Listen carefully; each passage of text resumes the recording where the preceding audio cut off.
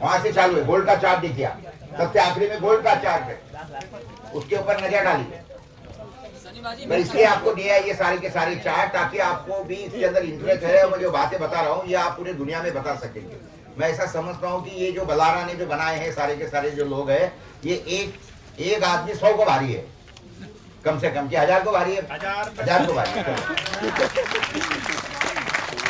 और 1000 पे नहीं है, 1.25 लाख से। अरे क्या क्या बात है, बोले तो निहाल। क्या बात है, वाह। ये वो नहीं है लाख हवाले, जितने भी आएंगे सब एक अकेला बहुत है। 1.25 लाख से एक लड़ाओ, गुरु गोविंद नाम नाम कराओ। गुरु गोविंद नाम।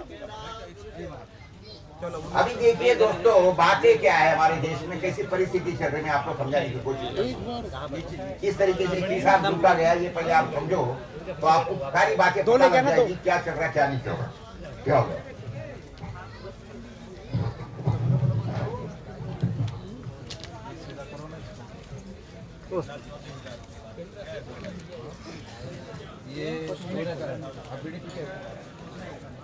यार जो पीते हो यहाँ से यहाँ तो नहीं। देख लिया आपने, देखो 1925 में सोने की कीमत क्या थी, 18.75 रुपए तोला।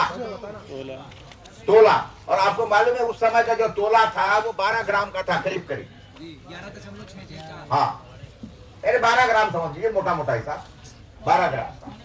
क्यों था, अभी 10 ग्राम का क्यों हो गया, क्योंकि हमने दशमान पद्धति, यानी हमने क्या बोलते हैं उसको, ये अपना ली 1900 और करीब करीब 2000 के आसपास में, 2000 भी नहीं, 1995 में हमने दशमान पद्धति अपनाई। उसके कारण फिर ये 10 के हिसाब से सारा हो गया, उसको दशमान पद्धति बोलते हैं। तो तब उसके पहले तो ये जो था ये सारा हमारे पास में क्या बोलते हैं उसको, शेर, सवा शेर वगैरह इस तरीके से बातें चलती थी। हाँ, तो ये 12 ग्राम का 12 मासा का एक तोला बनता था, तो उसका कीमत 18.75 थी। जब देश आजाद हुआ 1945 में, इसलिए मैंने इसको ये कर दिया, 88 रुपए कीमत थी, 88 रुपीज। सोने का 12 ग्राम की कीमत थी 88 रुपीज का, 12 ग्राम 12 ग्राम ये मिल रहा है ना, ये आप रख लीजिए, चार्ट रख लीजिए। बता देना भाई, आराम से बता देना। नहीं, मैं आपको ये अपना जो ग्रुप है ना, मेरे को तो ये था भाई, ये नया है। कोई नहीं। ये आपको मैं लगे तो डिजिटल में भी आपके इसके अंदर डाल दूंगा, आप अपने में शेयर करवा लेना अंदर से, पूरा चार्ट में डिजिटल में दे दूंगा, ताकि आपको ये भी संभाल के रखने की जरूरत नहीं, क्योंकि ये बहुत, इससे ये तो ठीक है, ये तो कहीं भी मिल जाएगा, लेकिन इसके बाद के जो चार्ट है ना वो आपको कहीं नहीं मिलेंगे, क्योंकि वो मेरी पिछले 6 महीने की मेहनत के चार्ट है वो मेरे। और उसकी जो एक मैंने इन्फॉर्मेशन निकाली है ना, कोई कहाँ से निकाली, क्योंकि वो इन्फॉर्मेशन कैसे मिलती नहीं थी मुझे, तो आपको जब देखेंगे तो पता। तो कहने का मतलब देखिए, 1945 के अंदर जो हालत थी, वो सोने की जो प्राइस थी 1947 में वो 88 रुपए थी। और मैं जब मेरा गेहूं बेचा था उस समय पे, तो उसकी कीमत कितनी थी, 90 रुपया। 1 क्विंटल गेहूं बेचा, 12 ग्राम सोना खरीदा, 12 ग्राम। 1 क्विंटल कपास बेचा, 180 रुपए मैंने पाया। और सोने की कीमत कितनी थी, 88 रुपए। यानी कितना खरीदा मैंने, 2 तोला करीब करीब 24-25 ग्राम सोना खरीदा था मैंने। और जब मैं पैदा हुआ तो 1954 में, ये देखो आप कितना हो गया अभी, 77 रुपया, कम हो गया, 77 रुपया हो गया। 1954 की पैदाइश है मेरी। मेरे दादी को कितना हुआ, थोड़ा बेटा ऊपर ऊंचा उठा ले, दोनों एक साइड एक जैसे रख ले, मैं साइड से भी हो जाता हूँ थोड़ा, ताकि पब्लिक भी देख ले। तो 77 रुपए प्राइस थी सोने की। और जो हमारा जो ये था वो 200 रुपए उस समय पे हो गया था।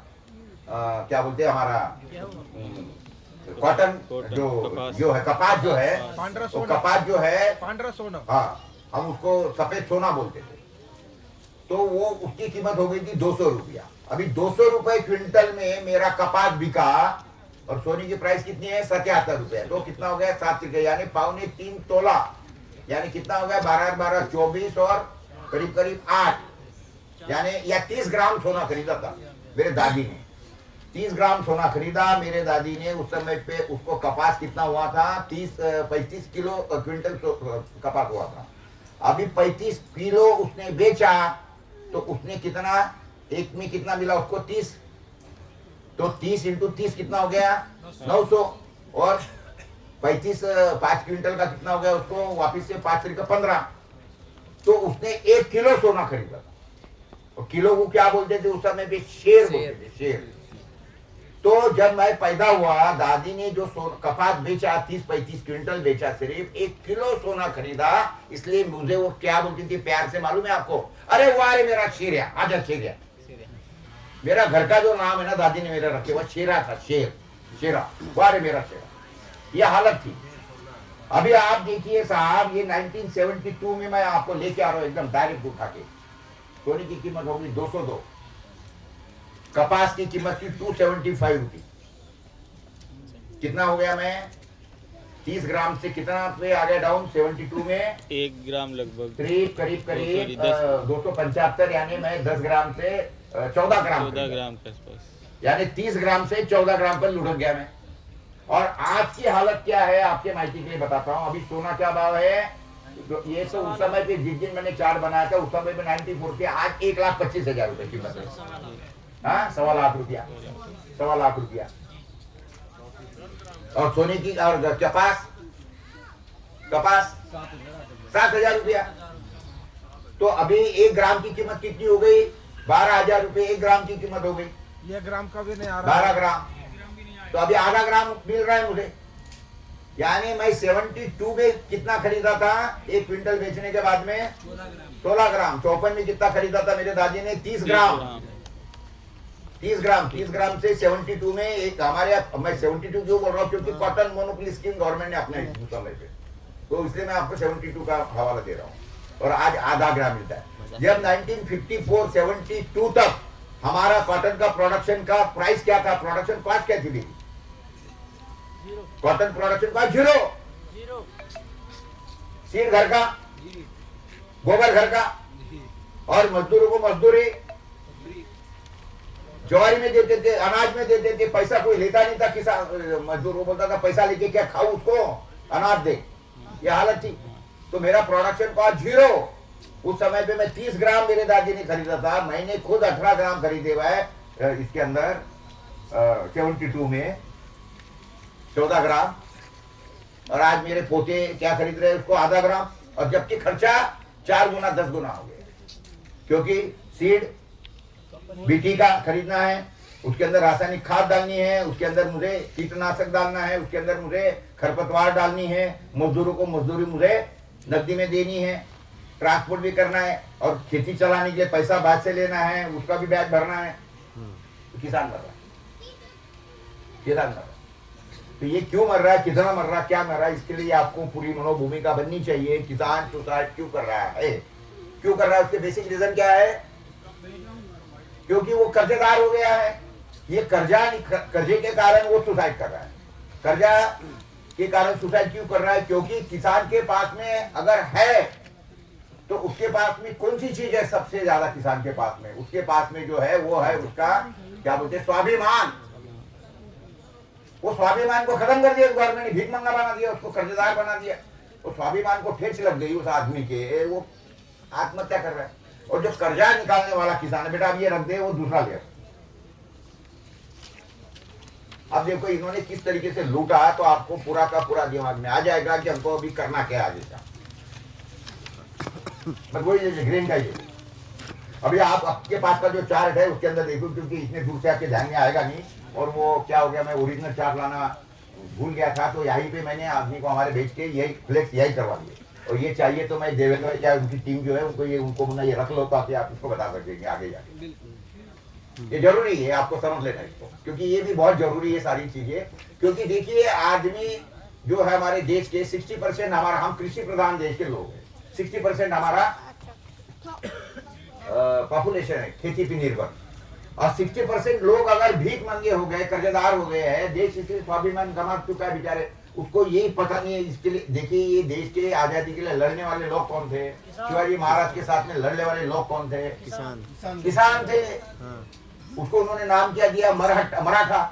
मराठा ये आपको आपके माहिती के लिए बताता, मराठा ये अपभ्रंश है, अपभ्रंश है, मराठा नहीं है, ये है मरहट्टा। गुरु गोविंद सिंह जी ने क्या बोला, देश के रक्षा के लिए खड़ा हो जा, 2 बेटे हैं, एक मेरे को दे दे, तू रख। और उसको बोला कि कोई सामान, ये तेरा समय गंवाना नहीं है, ना दाढ़ी बनानी है, कुछ करनी है, हाथ में तलवार लेके खड़ा हो जा, तू खाना भी नहीं बनाएंगे, जाके लंगर में खा। और हमारे शिवाजी महाराज ने भी इधर क्या बोला, खेती हो गई, सब हो गया तेरा, चल हाथ में लठ ले, तलवार ले, चल आजा, और कसम खा, मरूंगा लेकिन हटूंगा नहीं, मर हट्टा। ये उसको कसम दिला दी। इधर इन्होंने गुरु गोविंद सिंह जी ने सिख कौम बनाई मर मिटने वाली, और हमारे तरफ महाराज शिवाजी ने मरहट्टे बनाए, कसम दिलाई, लोगों के दिलों में जाके ये बैठाई। क्योंकि देखिए भाड़े के टट्टू कुछ काम की नहीं है। ये जो लड़ने वाले लोग थे, क्या ये पैसा लेके लड़ रहे थे? गुरु गोविंद सिंह जी जो पैसे दिए थे, हाथ में तलवार लेके ये करने वाले लोग, ये पैसे से कर रहे थे? ये तो उनके दिल। आप जो काम कर रहे हो, देवेंद्र इतना बढ़ता रहा, लड़ रहा है, क्या आप क्या किसने आपको 500,000 रुपए देके आपके बस का टिकट खरीद के आप भेजा है आपको? और ऐसे पागलों के लिए वो खराब खर्चे करने वाले, और ऐसे पागलों के लिए मैं मेरा समय बर्बाद करने वाला, क्या मैं भी आखिर में भाड़े के तत्व के लिए नहीं बना हूं? मैं, मुझे कोई भाड़े के तत्व नहीं चाहिए, क्योंकि मुझे मालूम है वो भाड़े के तत्व कुछ काम के नहीं रहते। वो भाड़े के तत्व कौन कहा जाते हैं? सिर्फ ये पॉलिटिकल पार्टियों के रैलियों में जाते हैं, समझे ना? ये हमको उनके सामने कुछ करना नहीं है, और वो कुछ काम के नहीं है भाड़े के तत्व। ये कभी इसके पहले कांग्रेस में थे, अभी वो भाजपा में आ गए, कल जाके दूसरा तब तक बैठेंगे, उनके साथ में चले जाएंगे। भाड़े के तत्व को हमको कोई लेना देना, समझे? तो मित्रों, बातें ऐसी है सारी की सारी, ये सारा का सारा पूरे देश को लाचार जो कर दिया ना। आदमी देखो, पैसा अगर जेब में नहीं रहा ना, भला ये आपकी बुद्धि कितनी भी चले, बहुत ज्यादा होशियार है, लेकिन अगर बेचारी की खानी ही नहीं आ रहा, ठीक है, कपड़े फटे हुए, कुछ नहीं, उसको समझ में नहीं आ रहा क्या करूं, मेरे बच्चे को खाना कैसा खिलाऊं, उसको स्कूल में कैसे डालूं, आदमी कुछ नहीं कर सकता यार। वो फैमिली के पीछे लगा रहा, तो मैं क्या करूं यार? कि पूरे आदमी तो बात अच्छी, तो सही बात बता रहा है, लेकिन अब क्या करूं यार, मैं तो मेरी पारिवारिक जिम्मेवारी है, मेरे पास तो पैसा नहीं है, मेरे पीछे बैंक वाली लगी है, क्या करूं? वो पूरे बात बता रहे, उसके पीछे जाओ, देवेंद्र बता रहा उसके पीछे जाओ, या मैं मेरा परिवार। तो लोग बेचारे क्या बोलते, मजबूर हो गए सारे के सारे। और इनका यही था कि लोगों को पैसा पूरा निकाल दो उनके जेब में से, मजबूर करो, और मजबूर करो। आप बोलो, ये मत समझो कि किसान के दिल में कुछ नहीं है, वो बेचारा मजबूर है, इसीलिए वो उठ नहीं सकता है। वो कहने का मतलब क्या, उसकी ऊर्जा पूरी खत्म कर दी हमारे देश में। मैं वही आदमी हूँ कि जो शरद जोशी के इसके अंदर 1982-96 तक मैं था। 5-5 लाख 10-10 लाख लोगों की सभाएं हमने झेली है और करी है।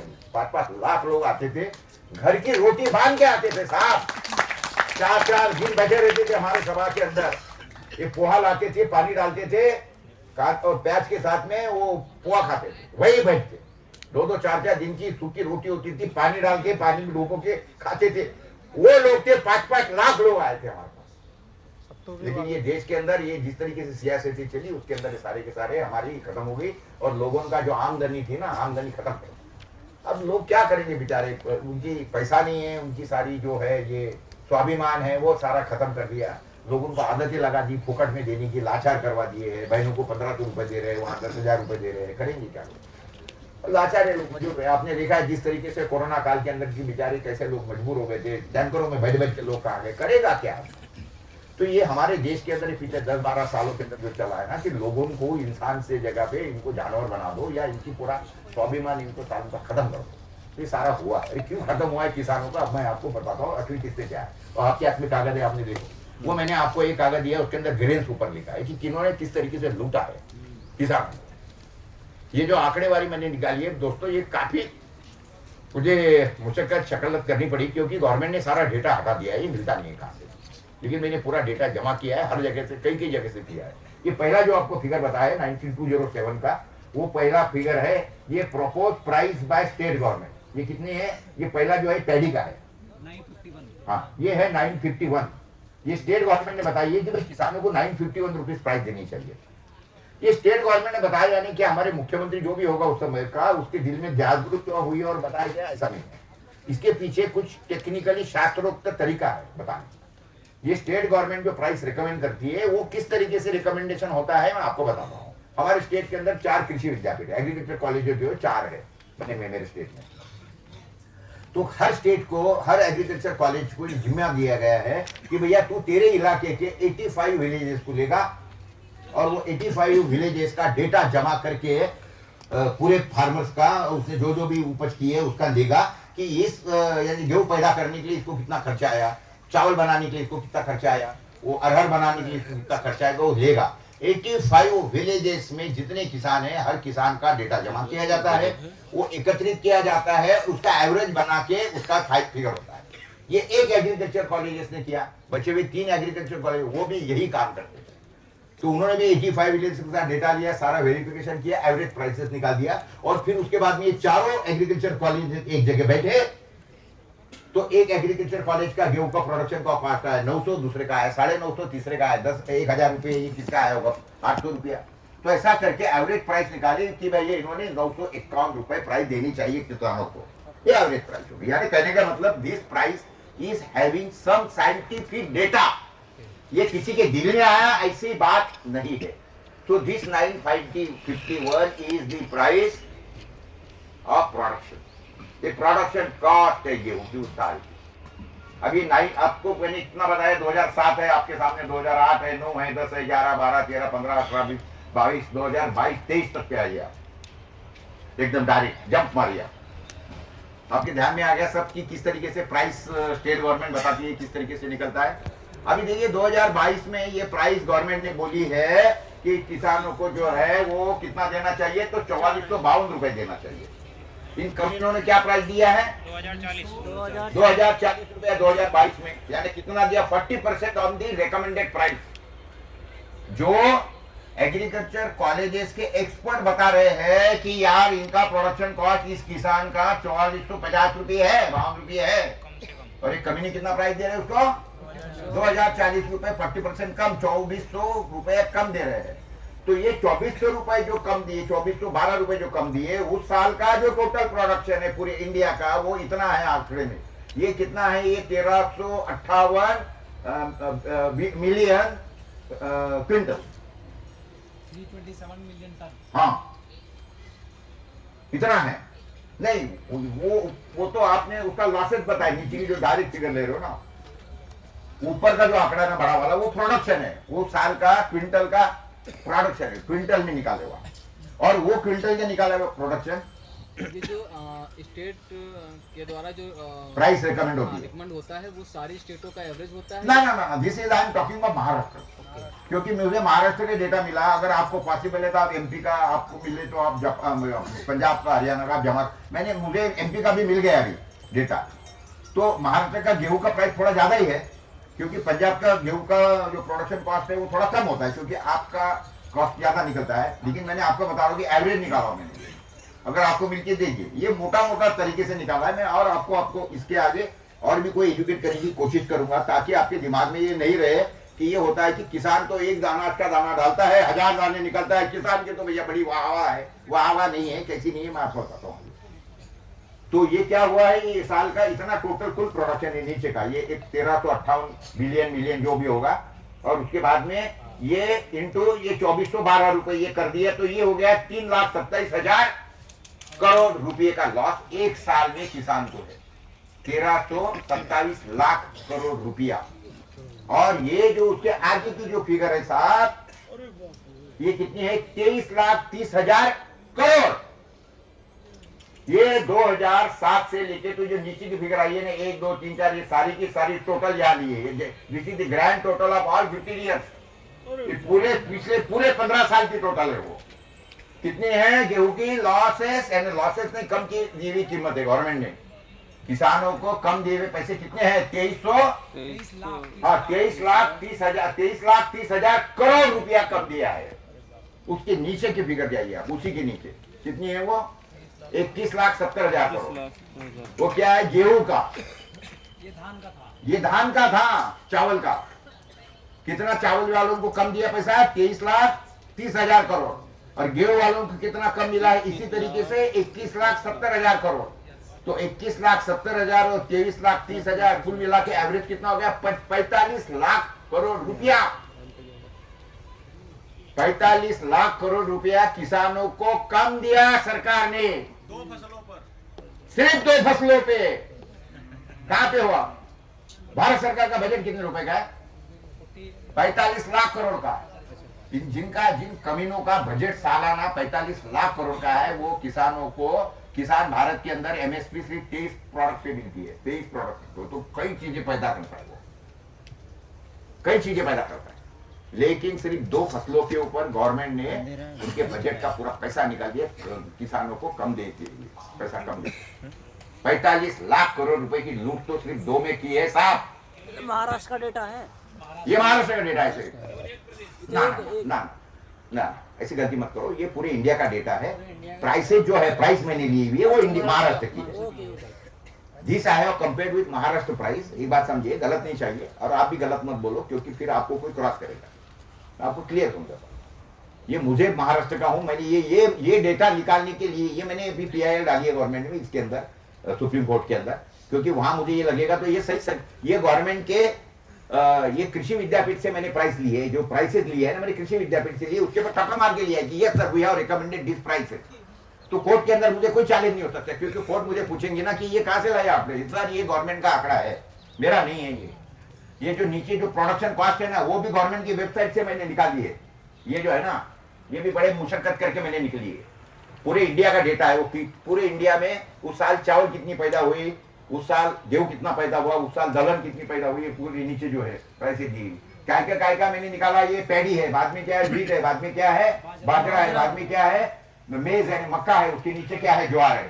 5 अनाज, मोटे अनाज, 5 अनाजों का डेटा आपके सामने है। उसमें से 2 अनाज के ऊपर इन्होंने 45 लाख करोड़ कम दिया, और सबसे नीचे जाइए आप तो आपको दिखेगा कि हरामखोरों ने पैसा कितना कम दिया किसानों को कुल मिला। ये कितना है? 48,85,000 करोड़ रुपीस कम दिया है। लेकिन 2 मोटे अनाज मेन गेहूं और चावल, इसके ऊपर सबसे कम पैसा दिया। क्यों दिया आप बताओ? अब ये क्यों दिया? क्योंकि फोकट में बांटना है। अरे फोकट में बांटना है तो इसके भाव मत बढ़ा भाई, इसके भाव बढ़ा दिए तो क्या होगा? इनको महंगा पड़ेगा, उनको महंगा पड़ेगा। तो आपको मालूम है गवर्नमेंट का जो फूड सब्सिडी का, FDI का, इसका ये फूड का जो बजट है, या बोलते फूड सिक्योरिटी एक्ट का बजट है, वो कितने लाख रुपए का है सालाना मालूम है आपको? बजट में 45 लाख करोड़ में फूड सिक्योरिटी एक्ट के लिए गवर्नमेंट ने पैसा कितना रिजर्व करके रखा है? 2.5 लाख करोड़ रुपया। अभी इसके प्राइसेस दुगने कर दिए तो कितना होगा? ये 2.5 की जगह पे 5 लाख करोड़ होगा। तो क्यों बढ़ाते हो? मत बढ़ाओ, मरने दो साल उनको, इनको किसानों को मरे साले।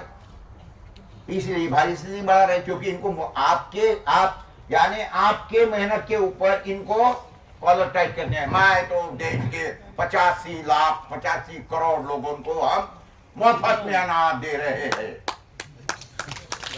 सारे कॉलर तुमको टाइट करनी है हरामखोरो, और तुम जान हमारी लेंगे ना आवाज को। कोई बहनें मेरी बैठी है करके मैं दूसरी गालियां नहीं देता हूं, नहीं तो मुझे वो भी गाली देने आती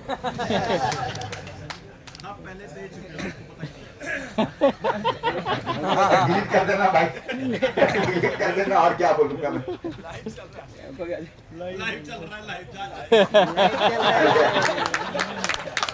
जाने दो, छोड़ो, देखा जाएगा।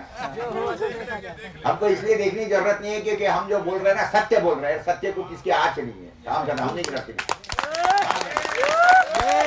ये सरकार को कौन डरेगा साहब? इसको कौन डरेगा? सरकार कौन डरेगा? डर किसको है? किसको डरेगा? जिसकी उंगलियां फंसी है। भारत के अहंकार है, जनता की सरकार है। जिसकी उंगलियां कहाँ फंसी है? जिसने शक्कर कारखाना लिया है, जिसने कॉलेज खोला है, जिसने गवर्नमेंट का कोई पैसा लिया है, जिसकी टांग या उंगली गवर्नमेंट के एहसानों के तले दबी है। ये प्रकाश पोरे ने गधेपना जिंदगी में किया नहीं, ना मैंने कुछ स्कूल खोली, ना मैंने कारखाना खोला, ना कुछ किया। ये मैंने गधेपना कभी किया नहीं। जो है मेरा अखबार है, और मेरे अखबार के अंदर में लगातार सरकार जो भी सत्ता में बैठी, कांग्रेस वाली सरकार थी तो उनको लताड़ता था। अभी भाजपा की सरकार है, 2014 में मैंने इनको सिर्फ सपोर्ट किया। क्यों किया सपोर्ट? क्यों किया सपोर्ट? ना बीवी ना बच्चा, काम करेगा अच्छा। किया। लेकिन बाद में मालूम पड़ा कि ये तो साला हवाई जहाज के, अदानी के हवाई जहाज में उड़ रहा है हरामी। तो इसलिए फिर मैंने इनका साथ छोड़ दिया और मैं लताड़ता रहता हूँ मोदी को और वो अमित शाह को। तो मैं अमित शाह बोलता भी नहीं, इसको मैं तड़ीबार बोलता हूँ। जो है सो है। तड़ीबार को तड़ीबार बोलने में क्या लाभ है? मैं अब इसीलिए इसलिए दूसरा तड़ीबार अभी तुम्हारे बिहार में घुसा दिया। वो कितनी बार साला चौधरी बना है, तो तड़ीबार है। यहाँ सारे वही है जो तड़ीपारी बोलते हैं उसको। नहीं तो ये कैसे कहने का मतलब क्या है दोस्तों कि ये जो सारी नालायकपना चल रहा है वो इसके कारण चल रहा है कि क्योंकि इनको किसानों को मार के खुद की कॉलर टाइट करनी। और दूसरी बात में क्या है, एक बात समझो कि ये बताने के लिए नाम किसका बदनाम कर रहे हैं? हम गरीबों को 85 करोड़ गरीबों को मुफ्त में अनाज दे रहे हैं और अनाज देते हुए थैली के ऊपर मोदी जी का फोटो छापे। जिन्होंने तो वैक्सीन के ऊपर भी मोदी का फोटो छापे थे, लेकिन जब मालूम पड़ा ना कि बेटा क्या हो रहा है तो हटा दिए फोटो। चोर। तो बातें ऐसी है कि ये जो बातें समझने की है कि तुम्हारे मेरे मेहनत के ऊपर ये सारे खुद की कॉलर टाइट कर रहे नालायक, एक। और दूसरी बात बताने का नाम गरीब बदनाम किसको कर रहे हैं? गरीबों को। और आपने अगर उसके खिलाफ बोला, देखो सारे गरीबों के दुश्मन कितने नालायक है, ये देखो हम आपको दे रहे हैं मुफ्त में, तो देखो इनके पेट में दर्द कर रहा है, ये बता दें। लेकिन इसलिए असली हकदार कौन है मालूम है आपको? बेनिफिशियरी कौन है? ये पूरा का पूरा चावल जो जाता है, महाराष्ट्र में चावल बिकता है और उधर साउथ के अंदर तमिलनाडु के अंदर गेहूं बिकता है, क्योंकि वो लोग गेहूं खाते नहीं है। तो ये सारा वापिस से पिछले दरवाजे से सेल में आ जाता है। 10 रुपए में बेचारे गरीब दे देते हैं, वो 12 रुपए में खरीदने वाले कोई लोग हैं, और भी 12 रुपए वाला 15 रुपए में वो गेहूं बोलो या चावल बोलो ये खरीद के फिर वो गेहूं से सोने जैसे गेहूं से बना क्या बोलते गेहूं का आटा, आशीर्वाद आता। और क्या वो रामदेव बाबा ये इनके लिए सब जो उदासी नहीं कभी बाजार में खरीदे, क्योंकि उनको देने वाले ये सब लोग हैं। क्यों जाएंगे बाजार में, क्यों खरीदे? और ये सारा का सारा यहाँ वाले लाला हरामदेव बोलते हैं उसको। हाँ सही बात है, गलत क्या है? वैसी बात है। उसको तो रामदेव बाबा को बाबा बोलना, ये बाबा शब्द का अपमान है। वो बाबा उन्हें ऑब्जेक्शन देना चाहिए, बिल्कुल ऑब्जेक्शन देना।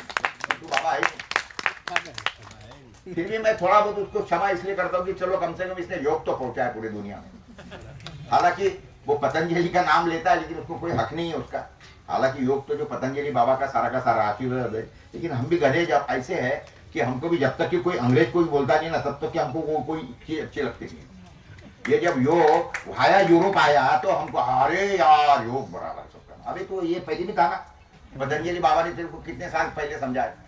तो खैर छोड़ो, वो विचार करने का कोई मतलब नहीं। तो कहने का मतलब ऐसा है दोस्तों कि ये एक आपको अनाज का मैंने बताया। अभी मैं आपको बताता हूँ, आखिरी में आता हूँ मैं। इसके बीच के दो भी चार्ट है मेरे पास में। वो एक है दालों का, दूसरा है तिलहनों का। लेकिन अभी उसके अंदर काफी समय जाएंगे, उसकी जरूरत नहीं है। वो आपको मैंने चार्ट दिया और मैं आपको इसके बाद में भेज दूंगा। चाहे वो चार्ट भी नहीं दिए क्योंकि प्रिंट नहीं हो सके। समय है, एक समय रहने दो, मैं आपको भेजता हूँ। मैं आपको देखिए, मैं आपको पहले बताऊं, you are the first people, Devendra is the first people and Devendra की टीम इज दी फर्स्ट जिनके पास में मैंने ये लाइव चार्ट दिए है आपके पास। क्यों दिए हैं? मुझे मालूम है कि आप में से एक भी आदमी इसका गलत उपयोग नहीं करेगा। गलत उपयोग का मतलब क्या है मालूम है? कि आप इसका उपयोग कर सकते हो, सार्वजनिक कब कर सकते हो? जिस दिन ये मेरी याचिका सुप्रीम कोर्ट में दायर हो जाएगी। मैंने, क्योंकि मैं आपको बताता हूँ ये पूरा का पूरा आखिरी में जा गई है। ये देखो कॉटन के ऊपर इन कमीनों ने कितना पैसा कम दिया किसानों को, तो 1,72,000 करोड़। शुगर के ऊपर कितना कम दिया इन्होंने, तो 68,000 रुपए कम दिया। 68,000 करोड़ रुपए कम दिया। कोई एक आदमी है कि एक में जाओ जरा तकलीफ हो गई। नहीं बस हाथ पकड़ रहे, अरे हाथ पकड़ रहे मेरे को बैठक मारनी है। नहीं हाँ ये तकलीफ बाबा हराम दे।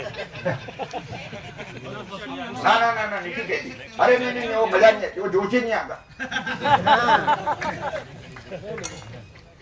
तो बातें ऐसी है दोस्तों कि ये जो मैंने बताया आखिरी कि ये कितना है, ये 1,73,000 करोड़, 72,000 करोड़ तो हमारे कपास वालों को कम दिया और गन्ने वालों को 68,000 कम दिया। अब उसके नीचे की टोटल मारो, total losses of page number 1 यानी क्या है ये ग्रेन, 2 नंबर क्या है तिलहन, 3 नंबर क्या है तो दालें, और 4 नंबर ये आपके सामने चार्ट है। तो इसकी टोटल मिला के कितनी हो गई है? 61,17,000 करोड़ रुपया कम दिया है किसानों को। और ये 61 लाख करोड़ रुपए में से 45 लाख करोड़ रुपए ये पंजाब वालों को और हरियाणा वालों को कम दिया है, क्योंकि गेहूं और चावल तो ये दो लोग देते हैं हमको। 35 लाख करोड़ समझिया? 45 लाख करोड़ रुपए को पहले नंबर के पेज के ऊपर आपको बताया। अभी ये 61 लाख करोड़ क्या है पहले ये समझो, अब दिल थाम के बैठो, इसके आगे की बात है। ये जो आपको मैंने प्राइस बताई ये क्या है? ये comparison of price suggested by state, यानी वो क्या है, खेती को लगने वाला खर्चा, उस प्रोडक्ट को निकालने के लिए लगने वाला खर्चा, कम से कम खर्चा, और बाद में दी हुई एमएसपी, गवर्नमेंट ने दी हुई एमएसपी। मैं एमएसपी के ऊपर भी आऊंगा कि एमएसपी कितना नालायक बना है, क्या करना है हमको, इसके ऊपर भी मुझे पूरा छेड़ना है, और इसीलिए अभी मैं पूरे भारत का दौरा करने वाला हूँ, ये भी बताता मैं चलो। अगर लड़ना है ना, ये आंदोलन करके कुछ होने वाला नहीं है, एक बार समझ ले। 13 महीने बैठे थे मेरे पंजाबी भाई और हरियाणा वाले, 13 महीने। ये कमीने ने क्या बोला मालूम है आपको? 750 किसान मरे थे। क्या बोला इसने मालूम है ना आपको? तो मेरे कारण मरे क्या? अरे भोसड़ी के, तूने वहां जाना था ना? गया क्या वहां पे? 750 किसान मरे दिल्ली के अंदर आने वाले। अभी तक के तो मैंने रास्ते ये सुना था कि लोग रास्ते बंद करते हैं, मुझे मालूम है, लेकिन ये साला गवर्नमेंट रास्ते लोगों के खोद के बंद करती है। ये पहली गवर्नमेंट है निकम्मी नालायक, देशद्रोही सरकार है, साली बैठी हुई। मैं पूरे 13 महीने के अंदर 4 बार गया हूं आपके यहाँ पे, सारे बॉर्डर के ऊपर जाया, तुम्हारे टिकरी पे घुमा, तुम्हारा वो दोनों तीनों चारों बॉर्डर के ऊपर घूम के आया मैं। हाँ, सिंगुर पे गया, सभी जगह पे। सारे के सारे मेरे जितने भी किसान संगठन है सारे हमारे दोस्त ही है। राजेवाल साहब जी मेरे सबसे ज्यादा आदरणीय व्यक्ति है, हमारे लोंगोवाल जी है, हमारे ये टिकैत साहब है। तो कहने का मतलब ऐसा है, 13 महीने बैठने के बाद में भी अगर जो सरकार के कान पे चू नहीं रही सकती है साहब, तो ऐसे कमीनों के सामने आंदोलन के करके कुछ फायदा नहीं है। इनको अगर लात दिलानी है ना तो सुप्रीम कोर्ट के थ्रू दिलानी है, करके मैं सुप्रीम कोर्ट में जा रहा हूँ, और सुप्रीम कोर्ट के अंदर मैंने ये याचिका दायर की है। मैंने ये सारा का सारा जब बताया, दिल्ली का एक वकील है, उसका नाम है प्रशांत भूषण, और प्रशांत भूषण के पास में जब ये मेरे सारे कागज वागज लेके गया, मतलब साहब ये मुझे केस लगी है, जो सारा मैंने बताया। फिर उनको मैंने जाते जाते पूछा कि साहब आपकी फीस तो बता दो, उन्होंने बोला सर 1 रुपया। अरे वाह, सारे देश में कमी नहीं है साहब, अभी भी कुछ लोग हैं कि जिनके कारण ये देश चल रहा है। वो बोले पोरे साहब ये आप जितनी बातें बता रहे हो, क्योंकि मैंने काफी बातें बताई कि उन्होंने मुझे काफी क्रॉस क्वेश्चनिंग किया, सारा का सारा। बोले आपकी ये दलील है बहुत मजबूत। बोले लेकिन एक बात बताता हूँ, बोले पोरे साहब ये सुप्रीम कोर्ट में केस मैं नहीं लड़ सकता, क्योंकि ये आप जो बता रहे हो, जो सारी आंकड़ेबारी है, ये सब बताना मेरे लिए मुश्किल है, इसका इतना अभ्यास नहीं हो सकता है। आप खुद लड़ेंगे बोले ये सुप्रीम कोर्ट में केस। इसको बोलते हैं PIL इन पर्सन। तो I am fighting this case in person in Supreme Court. अगर ये दायर होती है तो, अगर इन्होंने दायर करी नहीं तो फिर आंदोलन का रास्ता, फिर लोगों को जागरूक करना पड़ेगा। नहीं, एक काम और कर सकते हैं मोरे साहब, कि जब आप PIL लगाएं तो हम लोग अपने गांव से अभी अगले ये समझिए दिसंबर के महीने में, दिसंबर के एंड तक हम लोग maximum 23 January is the last date, Haryana के 7000 गांव से हम हर गांव से 10 किसान आपको दे सकते हैं, यानी 70,000 किसान जो हर गांव से इस PIL में आपके साथ मेंबर बनने को, आप इन पर्सन लाने तो हम लोग आपको दे सकते हैं। कुछ ऐसा मार्ग और उन सबको, और ये PIL लगाने वो सारे के सारे एक साथ जाएंगे बिना किसी ओपन कॉल के, सब अपनी गाड़ी लेके वैसे नॉर्मली जाएंगे। जैसे भाई हम तो सुप्रीम कोर्ट में जा रहे हैं, जब सुप्रीम कोर्ट वहां जाम हो जाएगी अपने आप, तो जजेस को लगे ये क्या हो रहा है, ये अपना केस मांगने आए हैं, न्याय मांगने आए हैं जनाब, वो उसको भाई सुननी तो पड़ेगी ना। इतने लोग आए हैं भाई, एक आदमी का लड़ाई और इतने लोगों का लड़ाई, तो वो आंदोलन भी अपने आप हो जाएगा और PIL भी अपने आप हो जाएगी। दोस्तों, मेरा हमेशा ये प्रयास रहा है कि सांप भी मरे और लाठी भी ना टूटे। अकलमंदी उसी को बोलते हैं कि जो काम बुद्धि से हो सकता है उसको बुद्धि से करो, और जो काम लट से हो सकता है उसको लट मत लाओ, उसको तलवार लाओ।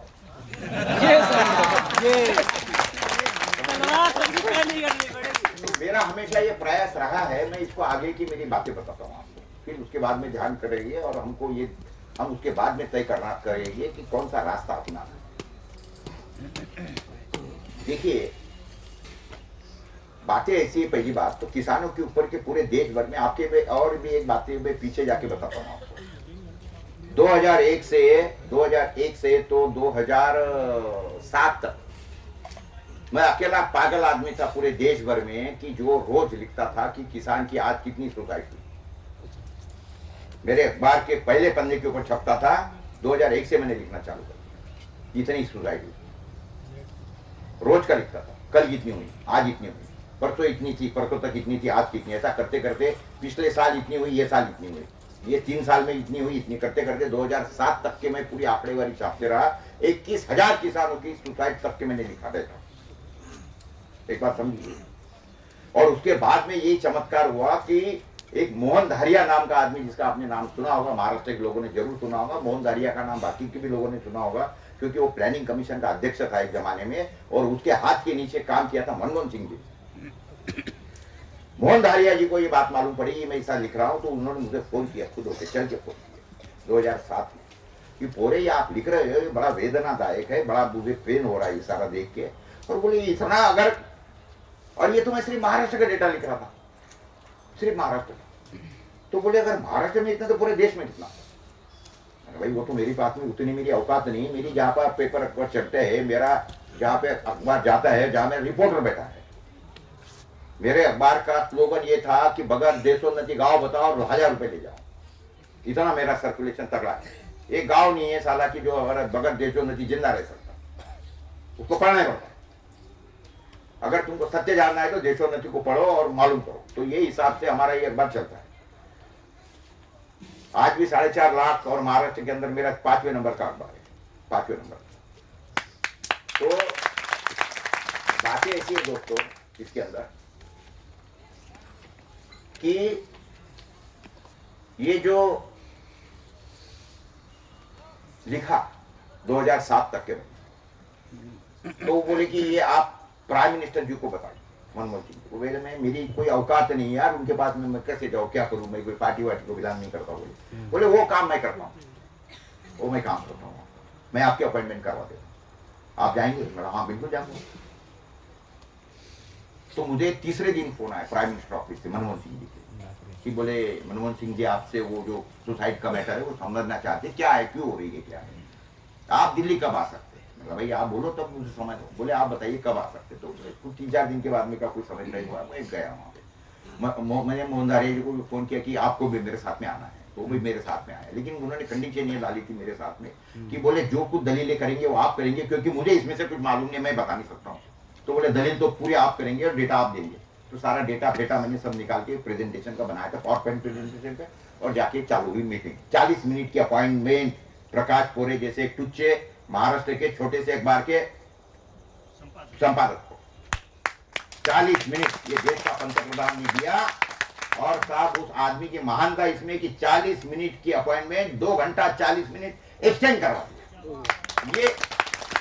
ये मनमोहन सिंह जी ही कर सकते। मैं आपको बताता हूँ 40 मिनट की समय हुआ, सारा प्रेजेंटेशन मेरा चल रहा था, एक आदमी उनके पीछे लग गया, कान में कुछ कुछ किया, हमारा प्रेजेंटेशन 5 मिनट बंद कर गया।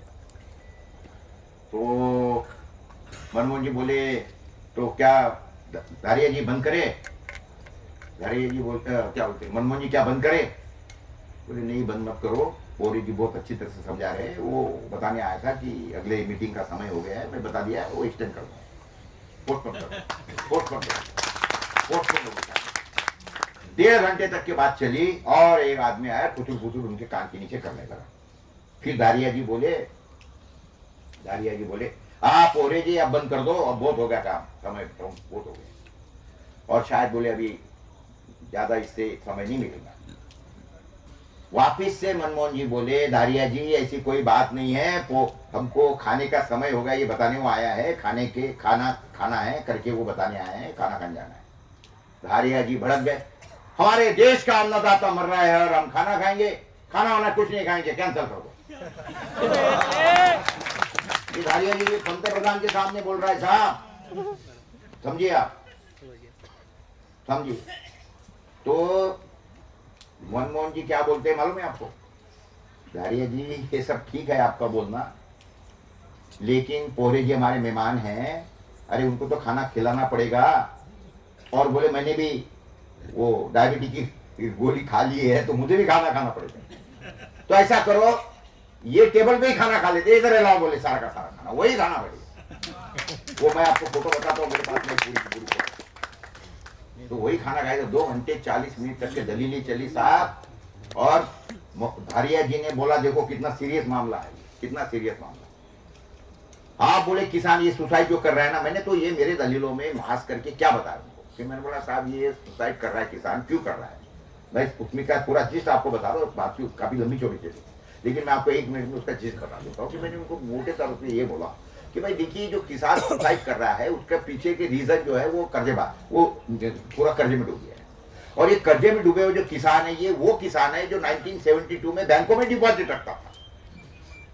ये तुम्हारे बैंक के मैनेजर हमारे पास में आते थे भीख मांगने के लिए, साहब डिपॉजिट दे दो, डिपॉजिट दे दो, माए बाप डिपॉजिट दे दो। हम सारे डिपॉजिट रखने वाले लोग आपके बताए हुए चले रास्ते पे चले तुम्हारे हरित क्रांति के, और आके हमने तुमको पूछा कि साहब, एक आदमी को मैंने पूछा कि हमको बंबई जाना है साहब, रास्ता कहाँ है। वो उसने बताए हुए रास्ते पे हम चले, जाके देखे पहुंचे, साला बंबई की जगह पे जाके चोरों के गांव को पहुंच गए। तो बोला साहब ऐसा हुआ है तो हम तो गाली तो खाएंगे ना। तो बोला बात बिल्कुल तो सही है। बोला साहब आपके बताए हुए रास्ते पे चले, आपने हमको हरित क्रांति का रास्ता बताया, वो हम चले और जाके कर्जे में डूब गए, तो ये तो जिम्मा आपको लेना है कि ये कर्जा जो हमारे ऊपर है आपको माफ करना है। तो मोहन धारिया जी बोले कि देखो समझ गया ना, आपको बराबर है ना बात, तो ये अभी आप कर्जा माफ करो आज क्या है। तो बोले नहीं धारिया जी जरा रुकिए, नहीं रुकना कुछ नहीं, आज नहीं करेंगे। बोले तो मैं उपोषण पे बढ़ जाऊंगा, ये बुढ़ा बोलता है। अब धारिया जी की भी उम्र करीब उस समय भी 70 साल की, 72 साल की थी।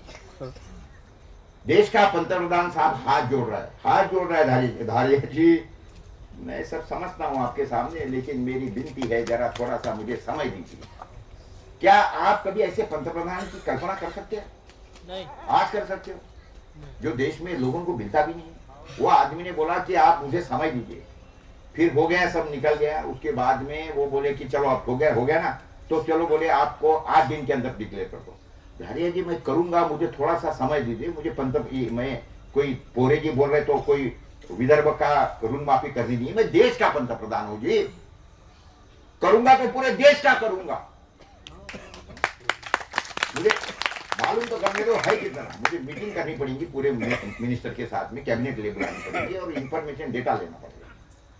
धारिया जी बोले अगर आपने आज शाम तक के डिक्लेयर नहीं किया कि हम कर्जे माफी देंगे तो मैं उपोषण को बैठूंगा।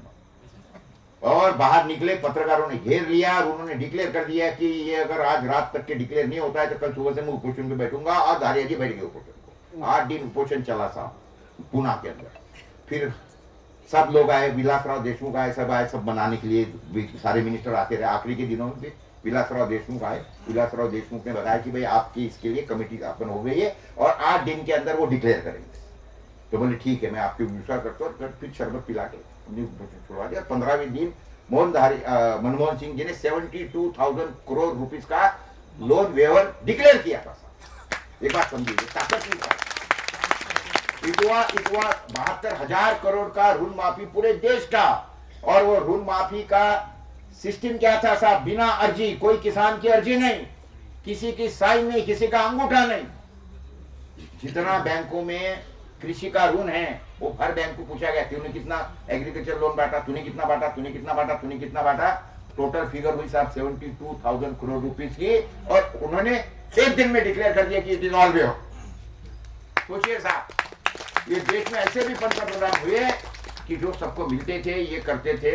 ये मैं वही आदमी खड़ा हूँ आपके सामने कि उन्हीं के कार्यकाल के अंदर मैंने हमारे जो राष्ट्रपति जी की उस समय पे क्या नाम, प्रतिभा पाटिल, उनके हवाई जहाज में वो जैसी राष्ट्रपति बनी थी, उन्होंने मेरी सारा चरित्र वगैरह उनको सारा पता था। हमारे महाराष्ट्र की थी उन्होंने। तो पहला दौरा उनका जब तय हुआ था 13 दिन का, ब्राजील, चिली, मेक्सिको का 13 दिन का, तो बोले मेरे साथ में एक ही पत्रकार आएगा, नाम है प्रकाश पोरे।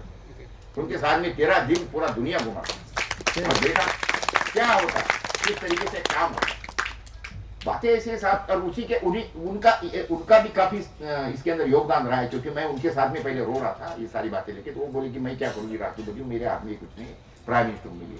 तो ये जब फिक्सिंग हुआ ना उस समय पे उन्होंने भी रिकमेंडेशन दिया था प्रतिभा ताई ने वगैरह सब, तो इसीलिए सारी मीटिंग भी हुई, सारा मीटिंग भी हुआ था। तो एक जगह पे ऐसा पंतप्रधान की जो पूरे देश, हम तो रोना लेके गए थे विदर्भ का जी, लेकिन उन्होंने पूरे देश की किसान और उसके बाद में जो हमारे देश का हुआ है, आपने देखा है कि उसके बाद में मैं लगातार लड़ता रहा, क्योंकि मेरे एक बात ध्यान में आ रही है कि ऋण माफी ये कोई सोल्यूशन नहीं। मेन बात कर्जा लेना क्यों भाई किसान, क्योंकि ये नालायकपना है, तुम सारे दाम ही नहीं दे रहे उसको, दाम नहीं दे रहे उसको। और दूसरी बात में एक बात समझ लो, ये मैंने आपको जो बताया, आखिरी की बात बताता हूँ, मैं निकलता हूँ। देखिए ऐसा है, ये आपको मैंने जो प्राइसेस बताई है, ये प्राइसेस क्या है, ये जो किसान का जो प्रोडक्शन कॉस्ट है, वो प्रोडक्शन कॉस्ट और उसके बाद में गवर्नमेंट देने वाली उसको एमएसपी, इसका डिफरेंस बताया मैंने आपको सिर्फ। मोदी जी उसके बाद में मनमोहन सिंह जी ने क्या बनाया मालूम है आपको, उन्होंने बनाया स्वामीनाथन आयोग, और स्वामीनाथन आयोग ने जो दिया, ये पहला आयोग बना किसानों के लिए, पहला और आखिरी को, उसके बाद में कोई आयोग नहीं बनने वाला, बाकी तो कितने आयोग बनाती है गवर्नमेंट। तो स्वामीनाथन आयोग ने ये बोला कि जो किसान जो मर रहा है, तो ये इसलिए मर रहा है कि आप उसको प्रोडक्शन पैसा नहीं दे, मुनाफा नहीं दे रहे हो। तो उन्होंने फार्मूला बनाया, क्या फार्मूला बनाया उन्होंने कि किसानों को A2 plus FL plus C2 और 50% देना चाहिए। अब A2 यानी क्या है पहले समझिए आप, और पूरे भारत में फैला।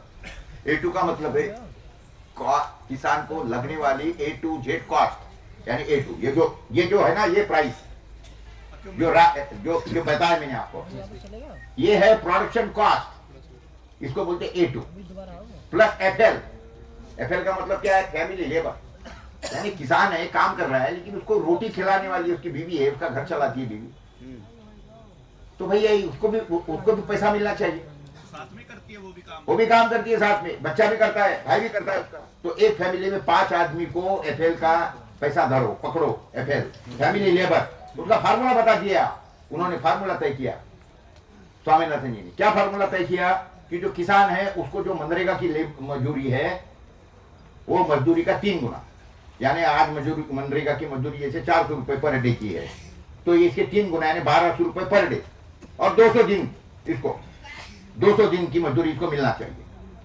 200 दिन यानी कितना हो गया, 1200 इंटू 200 यानी 2,40,000 रुपए इसकी आमदनी में जोड़ो, खर्चे में जोड़ो। A2 किसान खेती को लगने वाला A to Z खर्चा प्लस FL फैमिली लेबर, बीवी की मजदूरी कितनी, 2 दिन की, बच्चे की कितनी, 2 दिन की, किसान की कितनी, 3 दिन की, ये समझिए आप। और उसके बाद में और क्या तय, A2 FL और C2 का मतलब क्या है, कॉस्ट ऑफ लैंड।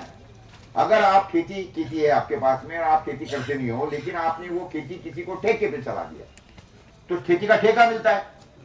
जैसे हमारे महाराष्ट्र में, विदर्भ में जो ड्राई लैंड है उसको कितना मिलता है, 15,000 से 20,000 रुपए, अगर इरीगेटेड है तो 25 से 30,000 रुपए मिलता है। पंजाब में आपके तो मेरे ख्याल से 70-80 हजार रुपए, 60,000 50,000 भी मिलता है, क्योंकि एक साल में 2-2 3-3 फसलें लेते हैं आप लोग, 4 फसलें भी ले लेते हो, तो वहां पे इसलिए 50-60। तो इन्होंने बताया कि इसको कॉस्ट में पकड़ो, क्योंकि ये तो मिलना ही है किसानों को। Cost of land C2, cost of land यानी A2 यानी खेती को लगने वाला पूरा खर्चा, उसके फैमिली का मजदूरी प्लस कॉस्ट ऑफ लैंड, ये तीनों को पकड़ो और उसके बाद में 50% मुनाफा जोड़ो। ये फार्मूला है स्वामीनाथन का। अब ये फार्मूले से अगर ये प्राइसेस निकालते हैं, तो मैंने वो निकाली साहब, तो वो हो गई 3 गुना। तो ये जो 61 लाख करोड़ रुपए मैंने आपको बताया ना किसानों को कम मिला, ये कितना हो जाएगा, 1 करोड़ 80 लाख। 1 करोड़ 80 लाख, 1 करोड़ 80 लाख, 1,80,000 करोड़। अभी इसका फार्मूला कैलकुलेशन बता दो, आप सारे लोग समझदार हो ये क्या, अप्रोक्सीमेटली 2 लाख, लगभग 2 लाख हाँ लॉस, मतलब किसान को मिलना नहीं चाहिए। साहब, 180 लाख करोड़, 2 लाख की क्या बात कर रहे हो, 180 लाख, 200 लाख करोड़ जो किसानों को मिलना था। जो किसानों को इन्होंने कम दिया, कभी इन्होंने नहीं तो ये तो कम ही दिया ना, टोटल तो कॉस्ट अलग है ना, 63 तो कम वाला है। ये जो A2 जो प्राइस है, यानी उसकी जो लागत है, लागत में इन्होंने 61 लाख करोड़ कम दिया है। ये तो सिर्फ लागत हो गई, मुनाफा। और उसके बाद में C2 और FL फैमिली लेबर, ये जो स्वामीनाथन फार्मूला है, और उसके ऊपर क्या बोला है कि 50% मुनाफा देना चाहिए, ये आपने आयोग लागू कर दिया। 2017 में मोदी ने क्या बोला, हम किसानों को लागत से दुगना देंगे। दुगना बोला उन्होंने, 50% भी नहीं बोला, लागत से दुगना कर देंगे बोला उसने। अरे दुगना मत दे मेरे बाप, लेकिन कम से कम जो A2 प्राइस है वो भी देता है। तो 61 लाख करोड़ कम दिया, और उसके बाद में स्वामीनाथन फार्मूला लेंगे तो कितना होगा, 3 गुना बढ़ेगा, 180 लाख करोड़। अभी इसका फार्मूला क्या होता है ये पहले समझो आप, और उसके हिसाब से काम करो। देश में जमीन कितनी है, देश में जमीन कितनी है, 10 करोड़ हेक्टर। 10 करोड़ हेक्टर। अब 180 लाख करोड़ डिवाइडेड बाय 10 करोड़, क्या बैठा है एक हेक्टर पे वो बैठा है 18 लाख रुपया। हर देश के हर किसान को पर हेक्टर सरकार से 18 लाख रुपया लेना है, ये फार्मूला। तो इसीलिए मैंने किताब लिखी है, वो किताब शायद अभी है के साथ में, मैं हिंदी में भेजता हूं आपको। हर किसान को ये गवर्नमेंट से 18 लाख रुपया पर हेक्टर लेना है। तो कर्जा है क्या, कर्जा नहीं है। मेरे पे जो कर्जा है वो क्या करो, जैसे देवेंद्र बल्लारा मेरे पास नहीं, भाऊ आपने मेरे से 10,000 रुपए लिए थे, भाऊ आपने 10,000 रुपए लिए थे, 10,000 रुपए लिए थे, मेरे को वापिस कर। फिर मैं आखिरी बल्लारा को बोला, बल्लारा अरे तेरे बाप ने मेरे से 2 लाख रुपए लिए थे, वो 2 लाख रुपए में से 10,000 रुपए काट ले भैया मेरे, बाकी ये दे, बाकी मेरे वापिस कर। अरे भेजो ये अरे ये देश के अंदर किसानों के ऊपर पैसा कर्जा है कितना, कुल मिला के 2 लाख करोड़ रुपया पूरे देश के किसानों का। उस समय में तो 72,000 करोड़ माफ करवा दिए थे, आज तो 2-3 लाख करोड़ है सिर्फ। अरे सालो तुमसे हमको 180 लाख करोड़ लेना है बे हराम करो, तू क्या बात कर रहे हो तुम। और ये मैं तुम्हारे कागज है, ये मेरे कागज नहीं है, ये तुम्हारे कागज है। तुम इसको ललकारो, मैं तुम्हारे को सारे कागज तुम्हारे मुंह पे फेंकता हूं सालो। तो एक किसान को, हर किसान को एकड़ के पीछे 18 लाख रुपए वापस लेना है। इसका मैंने किताब का नाम लिखा है लूट वापसी। लूट वापसी का। तो आगे का जो मेरा आंदोलन मैं छेड़ रहा हूँ, ये लूट वापसी का आंदोलन है। और देखिए दोस्तों, 2-3 बातें बहुत अच्छी होती है। देखिए अगर आप, देखिए मैं आपको बोल रहा हूँ ना, मैं आपकी एक माहिती के लिए बताता हूँ, वाकई में विनम्रता से बोल रहा हूँ, मेरी ये इतनी अक्ल नहीं है साहब। मैं जो आपके सामने बोल रहा हूँ, जो कर रहा हूँ ना, मैं नहीं कर रहा हूँ, मेरी अक्ल कुछ नहीं है। मैं मैट्रिक में 2 बार फेल हुए आदमी, बीकॉम का 3 साल का कोर्स करने के लिए मुझे 7 साल लगे साहब, इतना बेकल आ। वाकई में मैं विनम्रता से बोल रहा हूँ, मेरी अक्ल नहीं है। ये जो कुछ बोल रहा है ना मेरे थ्रू, ये जो विश्व की कोई ताकत होगी ना, वो मेरे थ्रू बोल रही है, मैं नहीं बोल रहा हूँ। नहीं, ये मेरी अक्ल नहीं है, मैं बताता हूँ, वाकई में नहीं, विनम्रता से बोल रहा हूँ। नहीं, वो हमें पता है। नहीं, मैं इसके अंदर कोई इसका मेरे कोई ये नहीं है, लेकिन मैं मुझे मेरी इतनी अकल, लेकिन ये बातें हो रही है। ये देखिए ऐसा हो रहा है कि ये सारी चीजें मुझे मिल रही है, सारा हो रहा है, डेटा मिल रहा है, मेरा काम भी चल रहा है, मेरी सेहत भी भगवान दया से अच्छी चल रही है, कुछ नहीं हो रहा है। लेकिन इसके बाद में हमको जो सबसे बड़ी बात करनी है, जो हो रही है, देखिए कि जब हम काम करते हैं ना तो शक्तियां काम करती है। तो आज मुझे पिछले महीने में, पिछले 10 दिन पहले एक लेटर आया, you had been appointed as a chairman of सीफा। तो सीफा क्या होती है पहले एक समझिए। सीफा का मतलब है confederation of Indian farmers association. जितनी भारत के अंदर की किसानों की संगठन है, कोई 1000-2000 संगठन होगी किसानों के, वो सारे किसान के संगठन का मैं चेयरमैन हो गया हूँ, सारे किसान संगठन। तो ये सीफा ऐसा मैंने कुछ नहीं किया, लेकिन मुझे वो चेंगल रेड्डी करके उसके पहले चेयरमैन थे, उन्होंने मुझे लेटर भेजा कि हमको आपके बारे में मालूम पड़ा है, आप बड़े जुझारू हो, सब करते हो, तो हम आपको चेयरमैन करके घोषित करते, तो बन गया हो। तो अभी मुझे वो एक प्लेटफॉर्म मिल गया है। और सिफा की ताकत क्या है ये पहले आप समझिए। सिफा की ये ताकत है कि देखिए 2 संस्था है देश के अंदर, एक है फिकी, आपने सुना होगा, फेडरेशन ऑफ इंडस्ट्रीज, और दूसरी है CIIA, confederation of Indian industries association, CIIA। और सीफा का मतलब है confederation of Indian farmers association, Indian farmers association.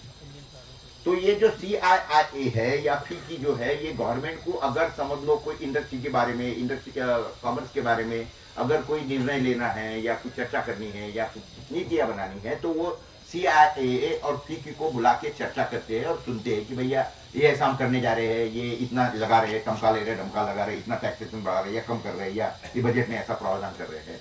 तो उसे हाथ में चर्चा करके ये सारी नीतियां गवर्नमेंट की बनती है। लेकिन अगर एग्रीकल्चर के बारे में अगर उनको कोई नीतियां बनानी है तो वो FIFA को बुलाते हैं। अब उनको झक मार के मुझे बुलाना पड़ेगा। अब उनको मालूम पड़ेगा कि अभी यहाँ पे उनका कोई बाप यहाँ आ गया है, तो भी मैं भी देखूंगा कि ये मादरचोद कैसे करते हैं। क्योंकि ये जो बातें मालूम पड़ी है ना, ये जो बातें मालूम पड़ी है ना, इसके जवाब देने पड़ेंगे इन हराम खोरों कि तुम साले इतने कम पैसे कैसे दिए हमको, क्यों दिए, इसका रीजन बताओ हमको, क्यों पैसे कम दिए आपने हमको, और ये पैसे वापस कौन करेगा, तुम्हारा बाप, और कब करेंगे सालों। तो ये लड़ाई दोस्तों जो है ना, ये छोटी नहीं है, तो ये मेरे अकेले के बस की बात नहीं। ये जो है हम आपके साथ हैं, हम आपके साथ हैं। क्या बोलते, जनता सरकार का एक नारा लगाओ।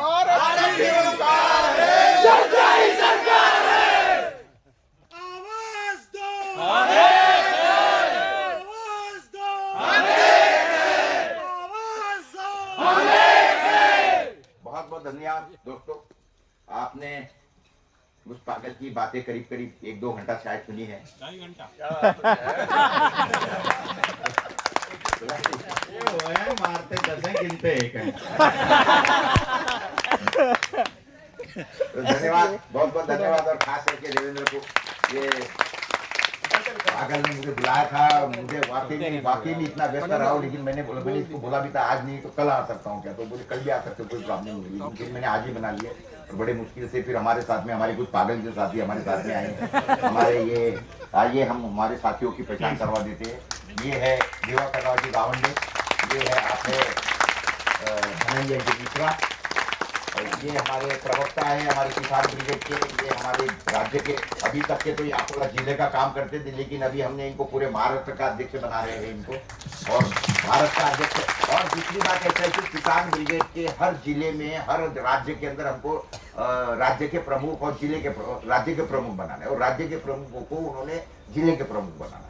तो ये सारे काम अगर जो भी साथी करना चाहते हैं वो निश्चित रूप से दिवाकर जी गावंडे को आप कांटेक्ट करिए। हमारे प्रवक्ता है हमारे धनंजय मिश्रा, इनको मिलिए, और हमारे जो दूसरे साथी है भगवंतराव जी गौड़ी जो है, ये भी हमारे अकोला जिले के प्रदेशाध्यक्ष है, तो ये सारे के सारे सचिव है।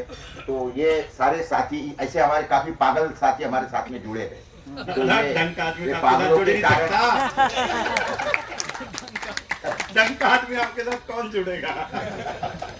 ऐसे पागल ही जुड़ेंगे जैसे यहाँ बैठे हैं। किसानों के बारे में तो देखिए बहुत हम लोग, मैं 1982 से 1960 तक 96 तक यानी 14 साल मैं शरद जोशी के साथ में पागल के जैसा काम करता रहा। जो मेरी जो आज एक किसानों खेती बाड़ी के जो है ना, इसके बारे में मैं बड़े विनम्रता से कहना चाहता हूँ कि जो मुझे एक एग्रीकल्चर इकोनॉमिक्स समझा, उसके पीछे का रीजन जो है ये शरद जोशी के साथ में हमने जो साल बिताए 14 साल, लेकिन उन्होंने जो आंखें खोली हमारी। जैसे पहले तो ऐसा लगता था कि किसान घाटा इसलिए है कि भगवान की करनी है, किसान का घाटा इसलिए है कि व्यापारी पैसा नहीं होता, लेकिन ये उन्होंने हमारी दृष्टि खोली कि किसान की घाटा जो है ये ना भगवान की करनी है और ना ही ये व्यापारी की करनी है, ये गवर्नमेंट की करनी है जिनका नाम है योजनाबद्ध है। और एक ही मिनट दे मेरे को। तो ये एक बात पहले समझिए कि ये नालायकपना क्यों करती है गवर्नमेंट। इसके पीछे दो रीजन है, दो कानून है। एक कानून का नाम है एसेंशियल कमोडिटी एक्ट। ये एसेंशियल कमोडिटी एक्ट का सहारा लेकर ये गवर्नमेंट क्या करती है मालूम है? क्या करती है? एसेंशियल कमोडिटी एक्ट माने जीवनावश्यक वस्तु कायदा। ये क्या करते हैं मालूम है आपको? जैसे दाम बढ़ना चालू हो गए, लोगों की चिल्लाहट चालू हो गई, चीख चौपट चालू हो गई, और चिल्लाने वाले नालायक कौन है पहले एक समझिए। ये है सारे सरकारी नौकर। सरकारी नौकर का मतलब क्या है कि उसको सरकार का पगार तो मिलता है, उसके साथ में उसको क्या मिलता है? महंगाई भत्ता मिलता है।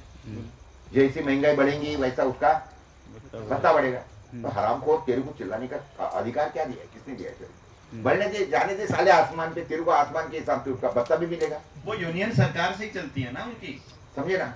लेकिन वो चिल्ला, फिर उनका चिल्ला चपट होती है। तो ये अखबार वाले जो है ये भी न्यूज छापते हैं अखबार के अंदर, कि प्याज ने आंखों में आंसू ला लिए, रुला दिया।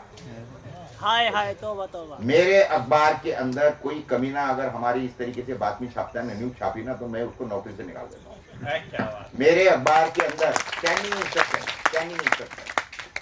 कि अगर कोई किसान को बिजली ना मिले, कोई बिजली ना मिले उसको, तो तुम जाओ और वहां से ये अकूड़े डाल के उसको बिजली दो, पंप चालू करो। स्टैंडिंग इंस्ट्रक्शन है।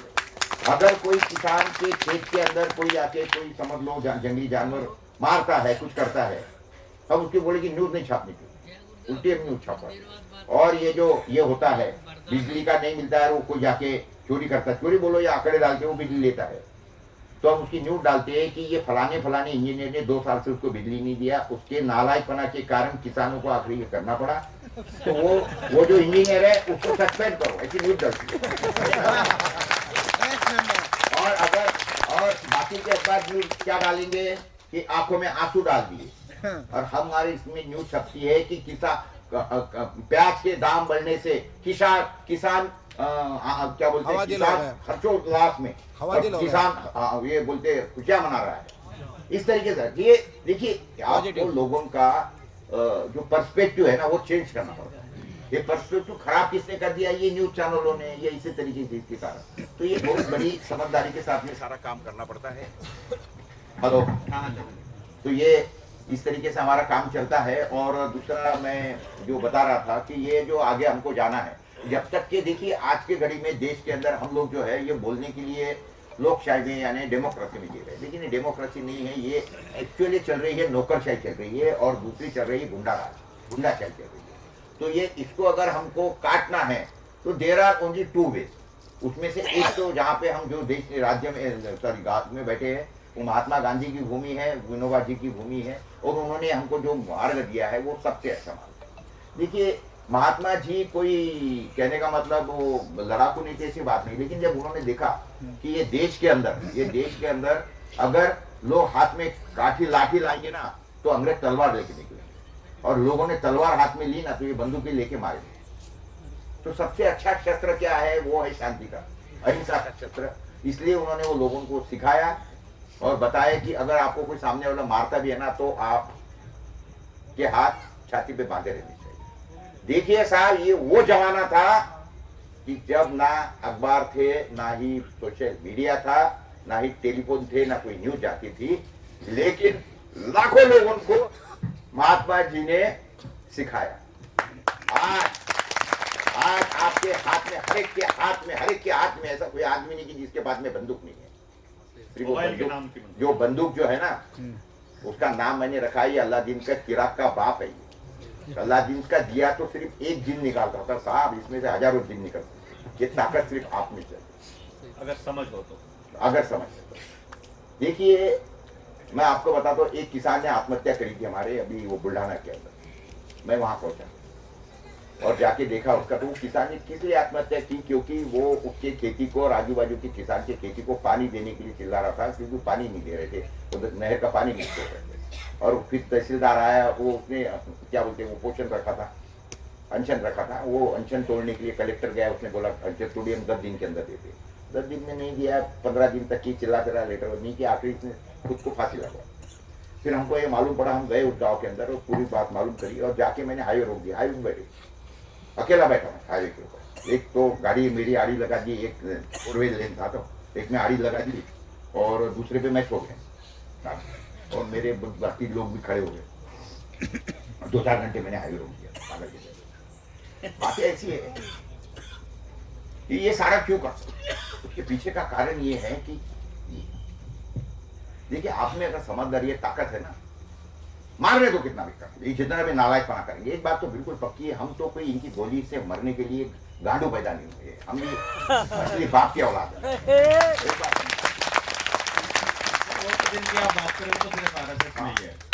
नहीं गोलियां चलाएंगे, मारेंगे, लेकिन क्या चाहिए आपको, लाठियां फाटियां चलाएंगे ना तो आप अपने जो ये मशीन गन है ना, ये मशीन गन को चालू और लाइव करते रहो कि देखो ये तो किसान बेचारा हाथ पे हाथ बांध के बैठा था, छाती पे हाथ बांध के बैठा था, लेकिन देखिए ये पुलिस कितनी नालायक है कि ये इसके ऊपर लाठियां चला रही। ये जाने दो साहब, सोशल इनकी औकात नहीं है, रोकने की पब्लिक को, और जो आगे चलेंगे ना बाद में तो ये रोक नहीं सकेंगे, इतनी बात ध्यान में रखो।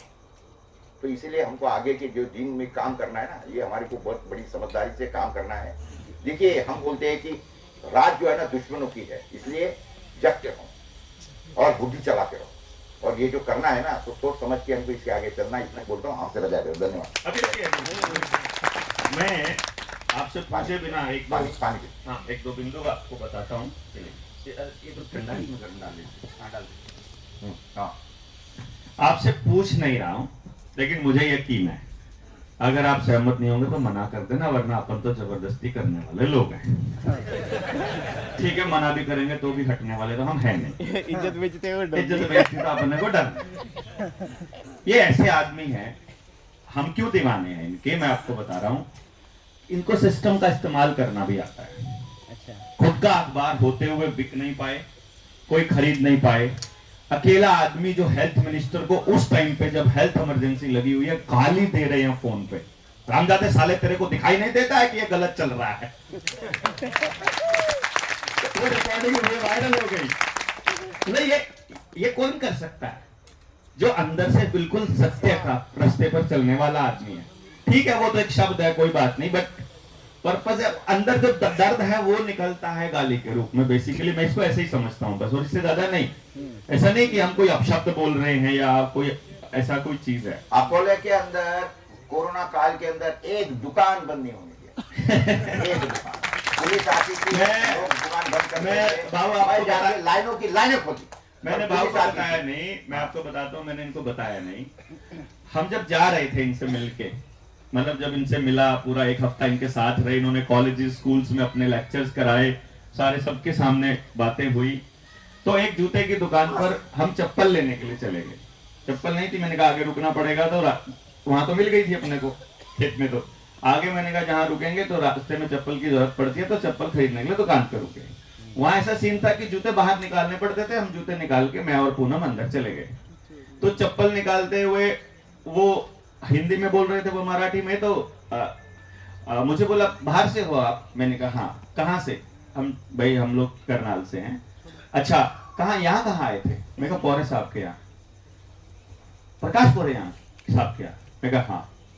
प्रकाश भाव के यहाँ? मैंने कहा हाँ। अरे साहब, मेरे दोनों चरण पकड़ के बैठ गया। अरे अरे, आपके पैर उनके घर जाके आए हैं। ये उन्होंने मुझे बोला, ये मैं वो बता रहा हूँ जो मेरे साथ हुआ है। बोले हम लोग वहां इनके घर के आगे चक्कर लगाते हैं कि कभी इनके दर्शन हो जाए। महल जैसा इनका किला है, और जब इन्होंने, हाँ मैं सच्ची में बता रहा हूँ, गोपालकांडा जैसा नहीं है, महल जैसा ही है, क्योंकि मेहनत से कमाया हुआ है ना, नहीं तो रगड़ दिए होते अभी तक। तो इतना बोलने वाले लोगों को, इसलिए कुछ कागज में कोई गड़बड़ मिलेगी नहीं, तभी तो इतना बोल सकते हैं। सामने खाली पड़ा था, यूज कुछ कर नहीं रही थी सरकार, प्रपोजल कहीं दे लिए थे, मान नहीं रही थी सरकार, तो साहब ने 6 एकड़ जमीन खरीद के और लोगों के घूमने के लिए पार्क बना दिया। इस्तेमाल खुद नहीं करा, अपने पैसे से खरीद के पार्क बना दिया। तो इसीलिए अपन धक्का कर सकते हैं। धक्का क्या है? पहला बिंदु, अगर हर गांव में जाएंगे तो सच दिखाने वाला अगर एक अखबार अपने पास हरियाणा में हुआ तो हरियाणा की ओनरशिप जनता सरकार मोर्चा ले सकता है, ले लेगा। अपना अखबार अपन छापेंगे अपनी मर्जी से। उसमें आजकल ये बहुत इजी हो गया है। देखिए हमारा हिंदी अखबार है, जो मराठी है वही हिंदी में भी छपता है। तो हिंदी अखबार आप वहाँ डाउनलोड कर लिया करो, उसके अंदर आपको जो लोकल चाहिए वो सुधार कर लिया करो, वहाँ आप छाप लिया करो, मुझे कोई तकलीफ लो जी, ठीक हो गया, तो जी करो छाप लो, हो गया कि नहीं? धक्का हो गया, पूरा अखबार हो गया अपना, बड़ा बनाया सारा सिस्टम, पूरा विश्वास जो इन्हें हिंदी अखबार दिल्ली के लिए, हरियाणा के लिए, हमारा पंजाब वाले छापना चाहते हो तो पंजाब। नाम भी क्या है मालूम है आपको? हाँ, राष्ट्र प्रकाश। नाम भी राष्ट्र प्रकाश है हिंदी वाले, ठीक है। इनके जो मराठी वाला अखबार है उसके सर्कुलेशन से फालतू करना अपनी जिम्मेदारी है, ठीक है बात। अब दूसरी बात, दूसरा धक्का, दूसरा जबरदस्ती ये है कि यहाँ तो कुछ हरामियों ने कुछ दिक्कतें कर दी, लेकिन अपनी सत्यता को आपने साबित कर दिया, अपने शुद्धता को साबित कर दिया, कार्यक्रम गजब चलेगा, नीलियम तो अपना हो गया, इस पे तो कब्जा अपना हो गया। यहाँ के लोगों को तो पता लग गया कि यार ये आदमी गलत आदमियों को ला नहीं सकता, ये आदमी गलत काम कर नहीं सकता। तो जो चीज अपनी हो ही गई उसका तो अब ठीक है, जब जरूरत पड़ेगी इमरजेंसी में अपन लोग यहाँ यूज कर लेंगे। इनके पास 10 एकड़ का इनका फार्म हाउस है, ढेर तरह के केले, ढेर तरह के अमरूद, ढेर तरह के सेब, फूल, फल, फ्रूट और पता नहीं सारी फसलें, अपना बनाया हुआ रिजर्वायर, अपना सिस्टम। जहां पानी पहले टैंकर से लाए थे जब वो जमीन खरीदी थी, वहां आज के टाइम पे आसपास के 200 किसानों को पानी इनके रिजर्वायर से मिलता है। इसका मतलब है ऐसा एग्जाम्पल देखना चाहिए। डीजे लगा ही रखा है, नेचुरोपैथी कर ही रखी है, तो अगली एक टीम 500 की 1000 लोगों की ट्रेनिंग वही मार दे।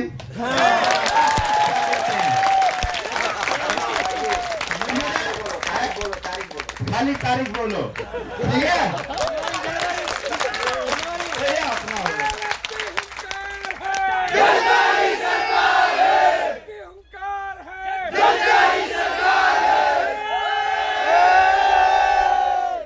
समझे?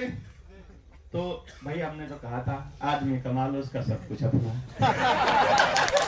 है कि नहीं? तो ये केवल सत्यता के दम पर आप इस तरह के लोग, मतलब खाली फोन किया, कुछ कोई फॉर्मेलिटी नहीं। हम तो कभी आज तक फौरे साहब, मतलब जो मन में भाव है वो आप लेके जा सकते हैं। हमने फॉर्मेलिटी के लिए तो शॉल भी खरीद के नहीं रखा हुआ है लेकिन मेरा शॉल है सम्मान के लिए। मैं हमारे यहाँ सिद्धप्पा जी से रिक्वेस्ट करूंगा, कर्नाटक एक नेपाल से हमारे साथी आए हैं, आइएगा आइएगा। और पौरे साहब का हमारे तय दिल से पूरे मोर्चे की तरफ से, मतलब इस शॉल में हम इनका 10 एकड़ का फार्म हाउस खरीद रहे हैं। प्लीज आप आइएगा, चलो खड़े हो जाओ सब। प्लीज।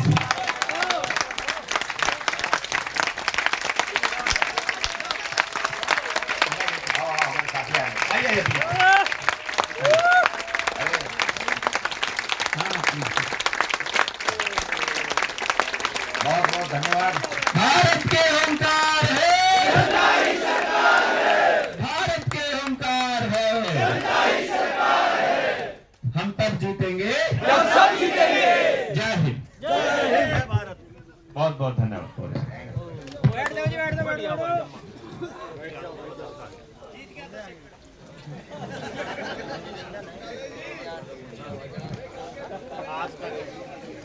दोस्तों नमस्ते।